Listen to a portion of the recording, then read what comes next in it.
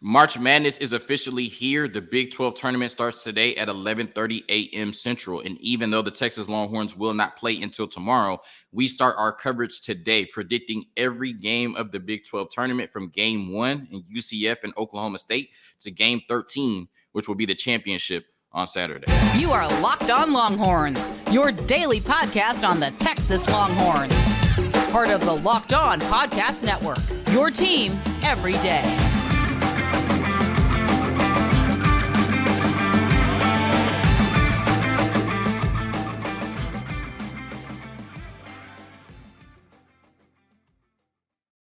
Locked On Longhorns, the show. Jonathan Davis, your host. Today's episode of Locked On Longhorns is brought to you by Nissan. Are you the kind of driver that likes to push things a little bit further?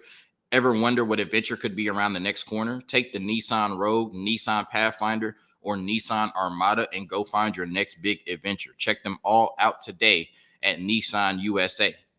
On today's episode of Locked On Longhorns, once again, we are predicting every game of the Big 12 tournament. I'm currently recording this at 9:44 a.m. Central. The tournament starts at 11:30 a.m. Central. So by the time you hear this, more than likely, the tournament will have already started, right? We're getting an early start today in Kansas City. But nonetheless, predicting every game of the Big 12 tournament from game 1 today at 11:30 to the championship in game 13 on Saturday. All of that and more on today's episode of Locked On Longhorns, part of the Locked On Podcast Network, your team every day. Before we get into me predicting every game of the Big 12 tournament, there's another Big 12 tournament going on right now, and the championship game is tonight. And I know on Locked On Longhorns, I can do a lot better job of mentioning what our women are doing and how successful they've been, especially our women's basketball team. And it's Women's History Month, right? So no better time, than now to do it, right? So they'll be playing tonight in the championship game against Iowa State at 8 p.m. Central. And this team has just done such a good job, especially after Rory Harmon went down with the ACL injury, the way that they've responded to that, making it to the championship game in the Big 12 tournament. And they look like they're poised to make a run once again in the NCAA tournament. So it's just a testament to all the players on the team, a testament to Rory Harmon for staying around and still being a big part of the program. And, of course, a testament to Vic Schaefer, one of the best in the business, regardless if he's coaching women's or men's, right? We can all learn a lot from Vic Schaefer. So supporting our women tonight, 8 p.m. Central. Hopefully they bring home that Big 12 tournament dub. And then, after that can make a run in the NCAA tournament. Now, talking about the men's in the Big 12 tournament that is starting today at 11:30 a.m. Central. Once again, you didn't miss anything. Texas does not play until tomorrow at 6 p.m. Central. They did earn a first round bye, I guess, by not being one of the 4, worst teams in the Big 12. So pat yourself on the back for that if you're a Texas fan. And so, yeah, I'm going to start with predicting every game from game 1 to game 13, starting today at 11:30 Central to the championship, whatever time it is on Saturday. So the first game is number 12 UCF versus number 13 Oklahoma State. Oklahoma State was under 500 period this year with only 12 wins. UCF was over 500 with 16 wins, but I think they were under 500 in conference play. UCF beat Oklahoma State in Stillwater on February 28th, 77-71. So that's a big road win for UCF, especially their first year in the Big 12, even though Oklahoma State isn't the class of the conference in terms of basketball. Both teams shot 30-plus free throws in that game. UCF is a very physical team, especially at the guard position. Every time I was looking at one of their box scores, their point guard was fouling out. I'm like, what is going on, right? But UCF took the edge in rebounding, turnovers, and field goal / three-point shooting in that game. And all of those metrics will lead to a 6-point win in a very close, hard-fought game on the road. For Oklahoma State, John Michael Wright had 22 points, and Javon Small, their leading scorer, had 13 in that game. For UCF, they were very balanced offensively, with all 5 starters having 9 or more points. The other 4 starters, the ones that didn't have 9, were all in double figures. UCF is a really physical team, and they just had 3 players foul out on Saturday. I'm telling you, right? They're like Houston, but they don't get away with the fouls, right? If the refs let them play, UCF will win this game and send Oklahoma State home. Game 2 is today at 2 p.m. Central. Number 11, Cincinnati versus number 14, West Virginia. I think West Virginia was the only team in the conference to not reach 10 wins this year. Not 10 conference wins. They didn't reach 10 wins this year, period, right? So Bob Huggins definitely left them in a bad spot. And then 11, Cincinnati was one of the 4 worst teams, right, in the Big 12 this year, but did make noise against a few opponents. If you remember when Texas played them, we had a really tough game and had to win that game, I think, with a Max Aceman's buzzer beater at the end. I think that's how we beat Cincinnati. Yeah, so really tough game, 2 tough opponents. It should be a good game.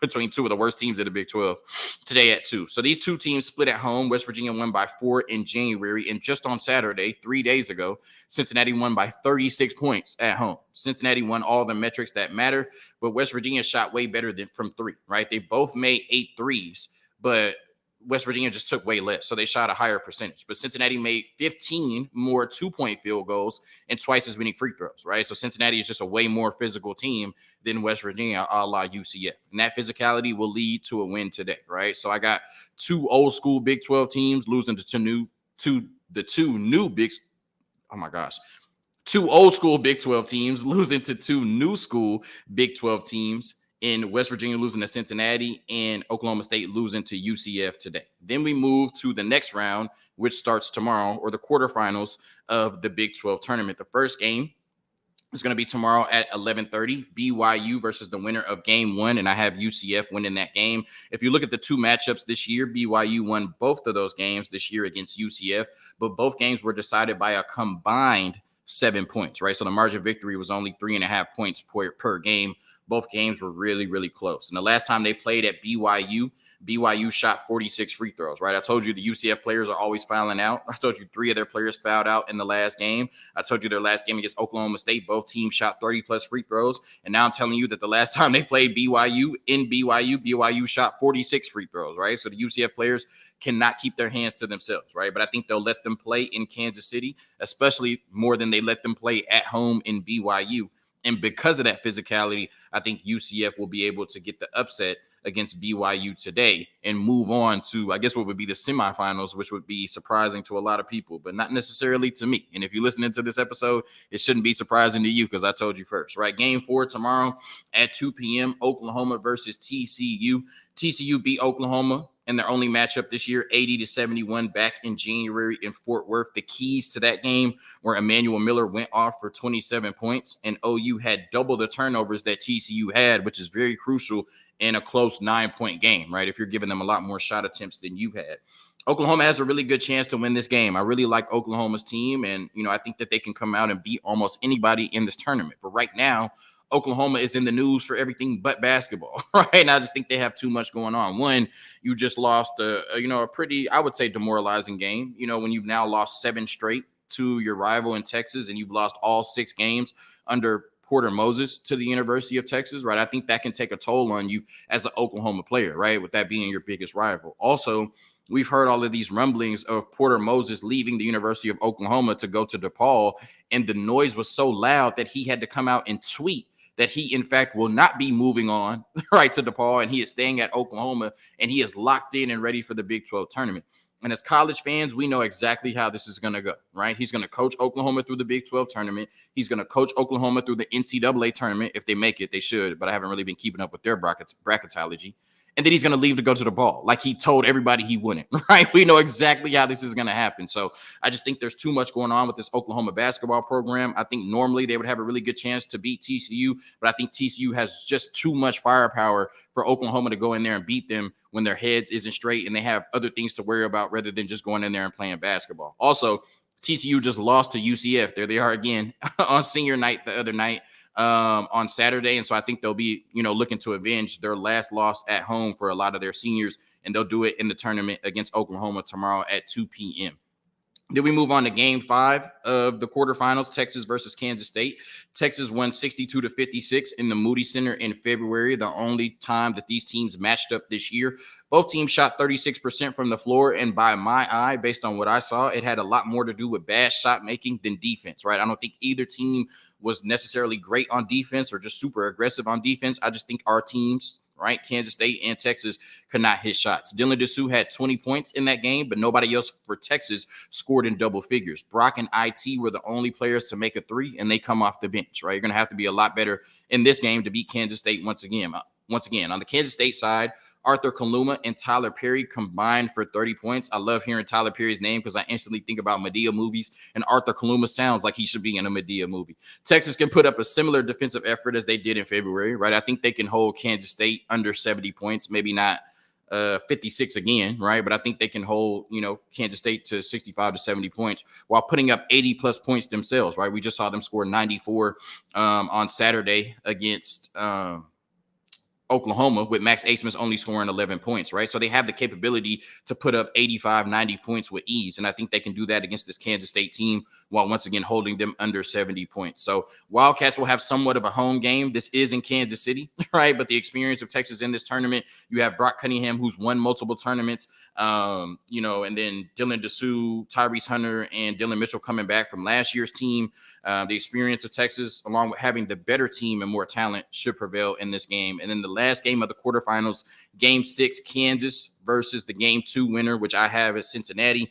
Kansas barely beat Cincinnati at home by 5 in January. And this is not the Kansas team we're used to seeing, right? This is not the Kansas team we're used to seeing run through the Big 12 conference, right? They have no real depth. Most of the time they're playing 7 players, maybe 8 begrudgingly.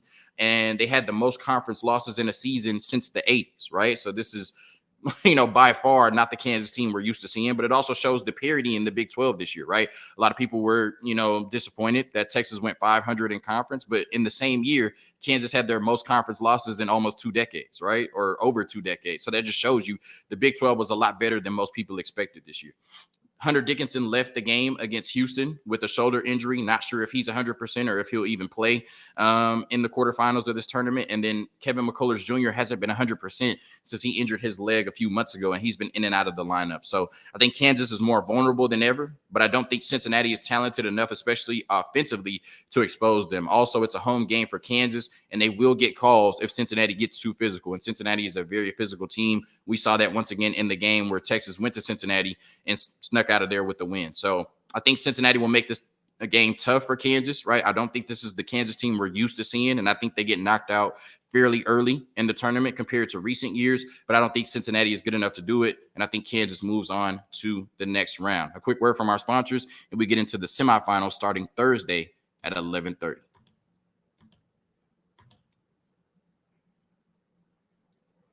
All right, today's episode of Locked On Longhorns is brought to you by Nissan. Just give me a second while I open the ad. I apologize. Are you the kind of driver that likes to push things a little further? Ever wonder what adventure could be around the next corner? Our friends at Nissan have a lineup of SUVs with the capabilities to take your adventure to the next level. Let's start with the 2024 Nissan Rogue, which is perfect for city drives and great escapes. Class exclusive Google built-in is your always updating assistant to call on for almost anything. The 2024 Nissan Pathfinder has room for up to 8 in expansive cargo capacity and advanced available 4x4 capability. With 284 horsepower and up to 6,000 pounds towing when adventure calls, the Pathfinder is there to answer. The 2024 Nissan Armada will change what you expect from a full-size SUV. Picture a rugged 4x4 that can seat up to 8. And first-class luxury and style. Tow bigger and explore further in the 2024 Armada. Take the Nissan Rogue, Nissan Pathfinder, or Nissan Armada and go find your next big adventure. Shop NissanUSA.com.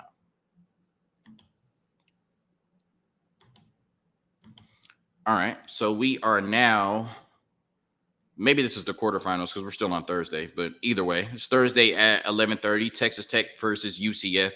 And the first thing I wrote is momentum matters, right? In this scenario, UCF will be coming off of 2 straight wins against Oklahoma State and BYU, while Tech will be playing their first game of the tournament, right?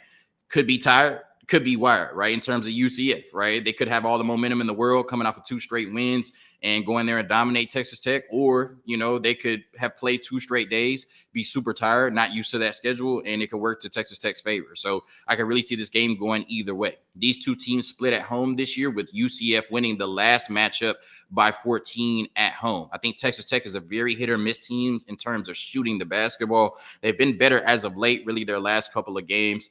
But still, I just think there's a scenario in which Joe Toussaint can be off, right? I think there's a scenario in which Pop Isaacs can be off. There was a stretch where he was like 2 for 32 from 3 as a guard, right? So, like I said, Texas Tech is just really inconsistent in terms of shooting the basketball. I think UCF comes into this game hot. I think UCF comes into this game wanting it more, and I think UCF comes into this game being the more physical team, and I think that's going to lead to a win for UCF in an upset. Once again, I think they come in with a lot of momentum. They come in with their hair on fire, having won 2 games in a row. And I think that'll be too much for Texas Tech, who will be playing their first game in that tournament. And I think UCF is just going to bring the energy to them. And I don't think Texas Tech can match it. Game 8, we see Houston, the number 1 seed in the tournament, for the first time Thursday at 2, and they will be playing the Game 4 winner, the game between TCU and Oklahoma. I have TCU winning that game. TCU beat Houston by 1 point back on January 13th, one of their few losses this season. But outside of that, Houston has no weaknesses. They can pound you inside. They out-rebound everybody they play. They can shoot the three. They have multiple players that can knock down the three, and they're the best defensive team in the country by a good margin. And they're so good on defense. Their reputation for defense is so good that they literally foul you. Like, I was watching them play against Kansas, obviously the 2 Texas games. They literally will foul you, right? And it will not get called because the rest will just assume that they're playing really good defense. It's like the baseball player who has such a high on base percentage that you throw him a strike, but he takes it, so the ump assumes it's a ball, right? Just because there's no way he would swing it at a ball, right? Or there's no way he would take a strike, right? So it's the same thing with Houston. They're so good defensively that they're allowed to just damn near punch you in the face and get away with it, right? But because of that, they're going to be able to do that in this tournament against TCU, right, with their defense. And I think motivated by revenge, right? TCU is one of the few teams to beat them this year and proving they belong in this conference, even though they already have. It seems like this Houston basketball team has, walked around with that chip on their shoulder this year, that even though we took a step up in competition, we're still one of the best teams in the conference, in the country, and we believe you, right? But they're still trying to go out there and prove it. I think Houston beats TCU in this game very handily, right? Also, I wrote down Jamal Shead on any given day can be the best player in the country as well. And these types of moments, right, these tournament games where, guard play prevails, the best player on your team prevails, I can see Jamal Shead going on a crazy run throughout this entire tournament. But it'll start on Thursday against TCU. And honestly, TCU probably made the worst mistake in the world by beating Houston back in January, because I think Houston's about to smoke them on Thursday in the Big 12 tournament. Game 9, Iowa State versus the Game 5 winner, which I have Texas over Kansas State. So this would give us a rematch of Iowa State and Texas, this time in the Big 12 tournament on a neutral site in Kansas City. Iowa State beat us 70-65 in the Moody Center earlier in the season. That game pissed me off. I came on here and said it was an embarrassing effort by the Texas Longhorns. Iowa State won the first half by 17, and then Texas won the second half by 12. So it was really, kind of a tale of two halves in that game. Texas also turned the ball over 6 more times than the Cyclones and attempted 12 less shots in a game that they lost by 5 points, right? So sometimes, most of the times you have to watch the game to really determine what happened. But sometimes you could just look at the box score and say, okay, 12 more shot attempts, 6 less turnovers. They won by 5. That probably was the difference right there, right? Dylan Dessous scored 28 in this game and went crazy in the second half. But Kendall Weaver, Tyrese Hunter, and Max Asmus all started, did not have a single point in the first half, and combined for only 18 points on 23 shots, right? That's not good enough from 3 of your starters, especially coming from Max Asmus and Tyrese Hunter, who are supposed to be your second and third best players. This Texas team is a lot better than the one that Iowa State beat last month, and I think they were better that day, right? Because they came out and won the second half by 12 points after getting down by 17 in the first half. And I think because Iowa State plays a better version of Texas this time around, Texas gets the victory and pull off what would be an upset in the Big 12 tournament in Game 9 to move on to the next round.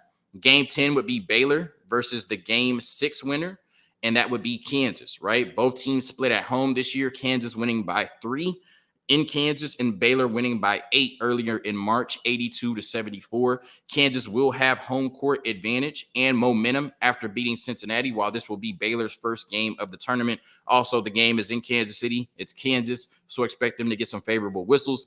Baylor matches up really well with size inside. They have Yves Missy, the center. They have Jonathan Tamatachua, who has been getting minutes lately. I think, Scott Drew wants to lean on his veteran leadership and experience down the stretch. I believe he was on that championship team in 2021 as well. So Tommy Tacho has been there for a while. Definitely can provide some versatility, especially inside. And they have another big man who comes in and plays really well, right? So they can match up with KJ Adams and Hunter Dickinson inside really well. And then in terms of the guard play, right, of course, DeJuan Harris is all world. Of course, Kevin McCullers, when he's healthy, is one of the best forwards in the league, and then Johnny Furphy. He does a really good job of doing whatever they need him to do, right? But when you talk about guard play and explosiveness at the guard position, it doesn't get much better than Baylor, right? Jacoby Walter, one of the best freshmen in the country. Ray J. Dennis, who leads the Big 12 in assists. Jalen Bridges, right? One of the best shooters in the country. And then Nunn, who just kind of puts it all together. So they can all take over the game at any point. They can all shoot lights out any point. I think Baylor does a really good job, or they match up really well, I should say, in terms of playing against Kansas. And I think in those coaching matchups between Scott Drew and Bill Self, Scott Drew does a really good job of making sure that his team has the advantage. And we saw that in that last matchup at Baylor, where Baylor won 74-82. And I think that game was not as close as the score indicated. So this isn't the same Kansas team. And I think Baylor finds a way to expose that in a way that Cincinnati couldn't. And I think Baylor beats Kansas to move on to the semifinals of the Big 12 tournament. All right, quick word from our sponsors, and then we get into the semifinals and then the championship game, who I have making it to, I guess, the Final Four and then the championship.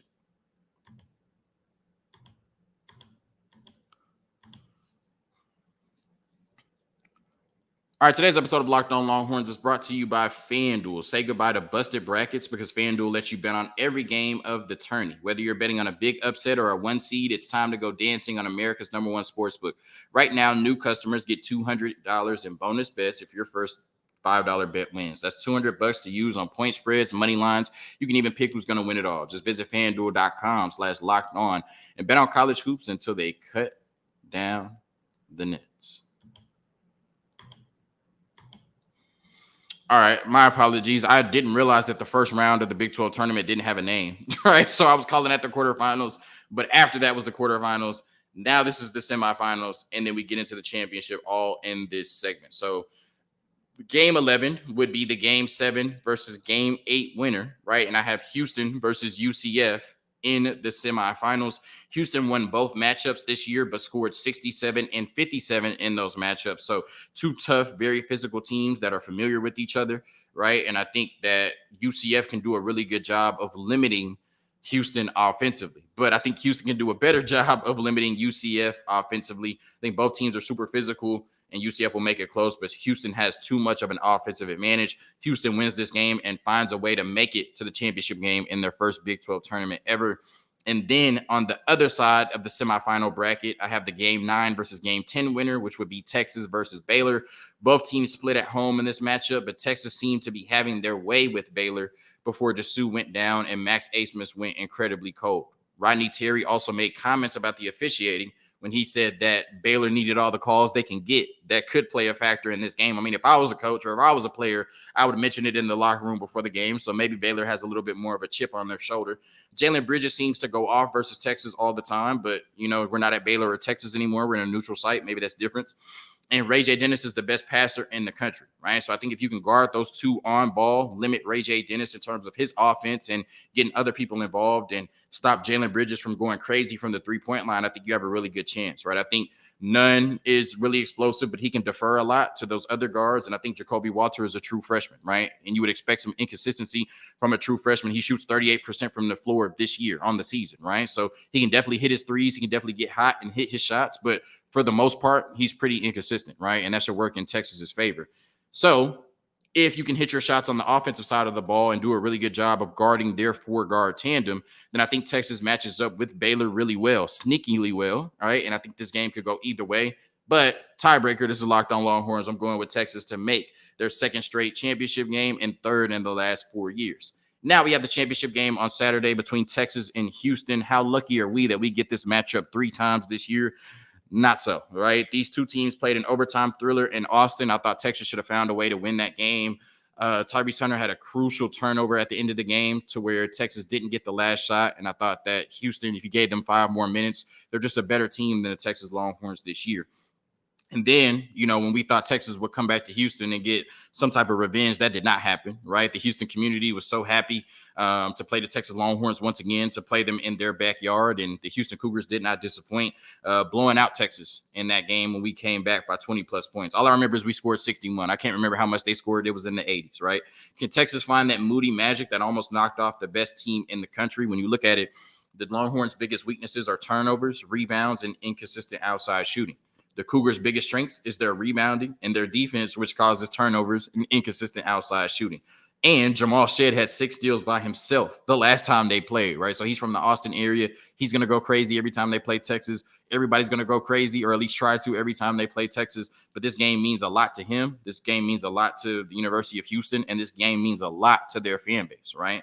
I think Texas puts up a good fight, but with small, inconsistent guards and Max Asmus and Hunter, two guards who really haven't been able to do anything off the dribble in the 2 games against U of H. And they have the size to match up with Dylan Dessou. He might still get his points, but they can make it hard for him, right? And they're going to go at him on the defensive side of the ball and possibly put him in foul trouble. I just do not see a path to Texas beating the University of Houston if these 2 teams make it to the championship game. Maybe somebody knocks off Houston and Texas can get there and has a more favorable matchup, or maybe Texas doesn't make it to the championship game, period. But I do think if the matchup ends up with Texas and Houston in the championship game, I think Houston wins it. I think regardless of who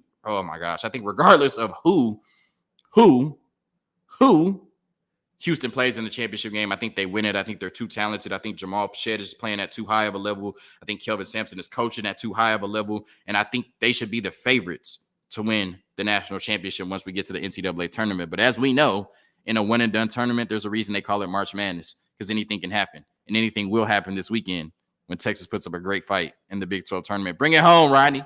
Thank you for tuning in to another episode of Locked On Longhorns, part of the Locked On Podcast Network, your team every day. Hook 'em and peace. And if we lose the Big 12 tournament, I'll just start talking about spring football. It's a win-win for me.